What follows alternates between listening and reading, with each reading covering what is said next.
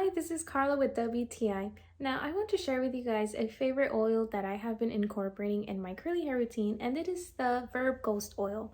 This has moringa oil. It is weightless and smooth, and it really gets rid of any frizziness that I have after my dry curls, and it promotes shyness, so my hair is looking super healthy afterwards.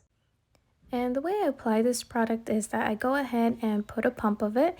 I rub it thoroughly on my hands together to really get the product in. And afterwards, I apply it from my roots to the ends. And as you can see, immediately my curls are looking shinier and it gets rid of all the frizziness.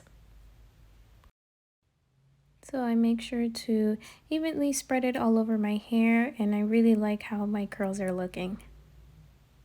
So these are the results of my curls. I really love that oil. It really gives such a bright shine to my curls and I love it. So if you're in the market looking for a hair oil that smooths out frizziness and gives you that shine in your hair, I highly recommend the Verb Ghost Oil, and that is my point of view.